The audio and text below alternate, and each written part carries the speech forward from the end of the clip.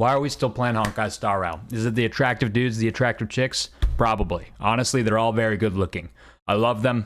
They're delicious. I was thinking about it because I've been playing a lot of Wuthering Waves. Well, I actually kind of stopped because life's been a little bit busy, but I've consistently been playing Honkai Star Rail, and it really got me thinking there's a lot going for this game because I consistently play this lately more than I have since its launch. What is this game doing that I still tell my friends, hey, you should play this thing, even though it's a free-to-play gacha game? It's probably not up your alley, you good old gamers, real big old super gamers that won't touch a free-to-play gacha game because they're too good for this. Yeah, no, trust me, it's not just because people want to have sex with the characters that people play this thing. It's got a compelling story that is a tearjerker.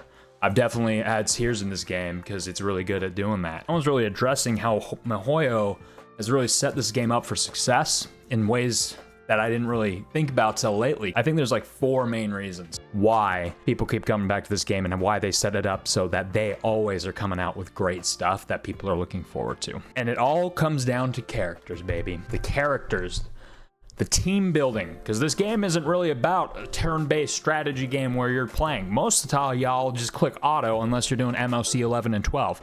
You just click go ahead and then look the other way, which makes it great because when I'm going to work or something, I can just 6K links, do 6 times go, and I'll just drive and let it go. And it's just playing itself, where I'll just have it play on my desk while I'm eating lunch or something without having to be super involved, especially with folks with busier lives, right?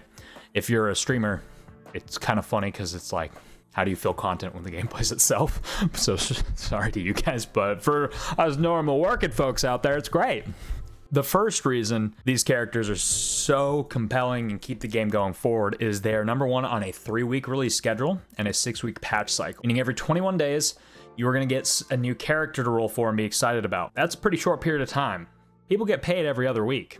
So 3 weeks it's not that long. And then number 2, the 6-week schedule. So you always have some new patch story bits to look forward to every 6 weeks. And miHoYo lately has become professionals at making sure that the leaks and the stuff that they release marketing wise is on a consistent enough basis that there's always something to look forward to every 3 or 4 days. Something that'll drop into your feed like, new Yunli's character abilities leaked before even Firefly comes out or something like that. They're just constantly leaking this stuff and keeping you on your toes looking forward to the next thing. Firefly, of course, is being ramped up. Love Her to Bits, gonna roll like crazy. Number 2 is character combat. If you're playing a strategy game, you will organize your team to what you need in order to have the most effective teams. This is what the game is about, so they have to make them compelling, strong, act better than most options, if not the best of certain options, and compelling as in it fills in a niche or accomplishes goals that other characters could not, have synergies that other characters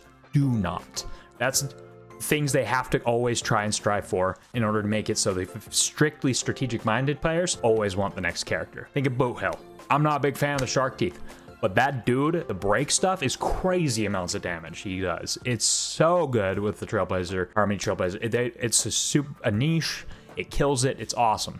Because they're the newest character, so they're gonna be doing things other characters don't. They're just going to be good, and they should be better than all the other characters before them to some respect. Otherwise, why would you buy them? Moving on to point number 3, character design. I think, and I know a lot of people agree, when it comes to Wuthering Waves, even Genshin, and I'll throw Overwatch in the ring, they have a huge contender with miHoYo's Honkai Star Rail character designs. I freaking love these characters. Yunli was getting criticized because she's, let's be honest, she looks basic. And my biggest issue with her and the pink-haired dude is it feels like we're going back to the Xinjiao Lufo. And I'm like, I don't want to go backwards. I want to go forwards because I'm a trailblazer, right?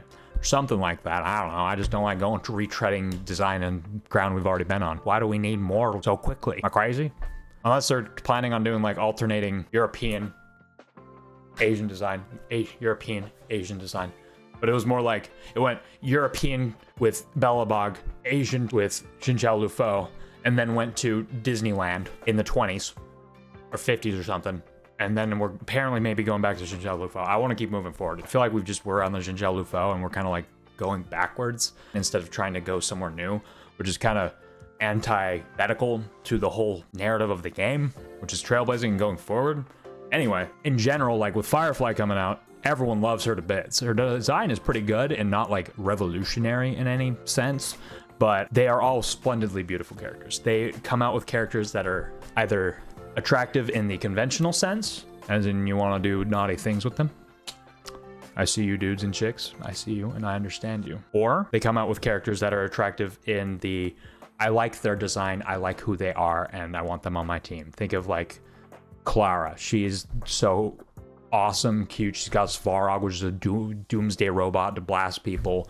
You got Yang Qing, who's useless right now, but we all like him and his positive attitude, I think. At least some of us do.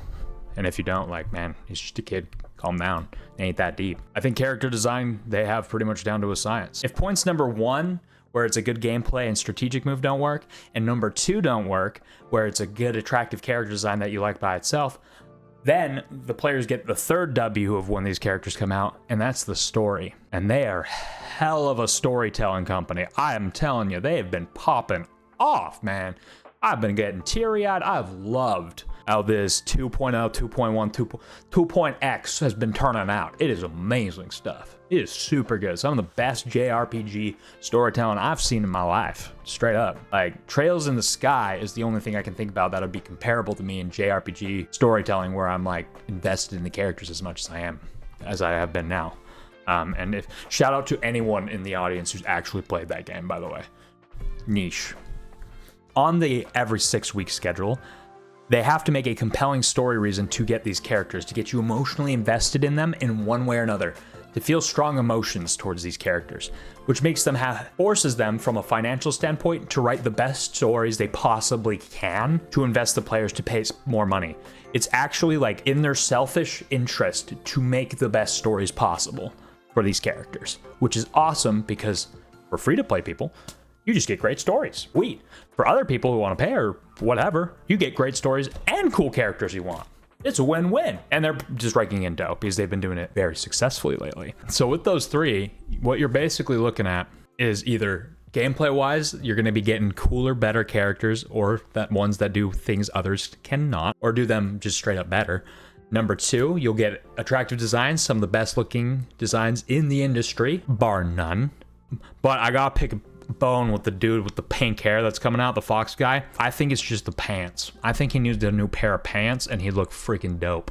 That's his wrong choice. That's his wrong fit choice. It's the pairs of pants. Anyway, number 3, they will always be trying to come up with the best stories, which means us players always have something to look forward to. And then number 4, the drip feeding of the information and hype. As a result of trying to keep you continually interested in their 3-6 weeks cycle of characters and patches, they have mastered the planned leak and planned marketing to an almost science. I imagine it is a science at this point because they probably have a bunch of data scientists that they hire in order to pour over everything to get the most effective methods of how they think we should keep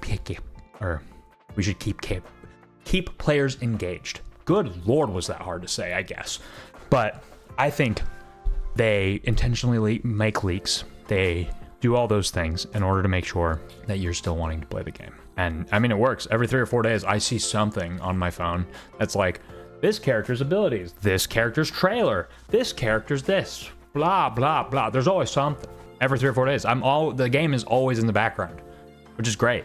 And then on top of that, if you aren't currently playing the game, they just stockpile all the story bits. I had a friend play, and they got caught up just recently.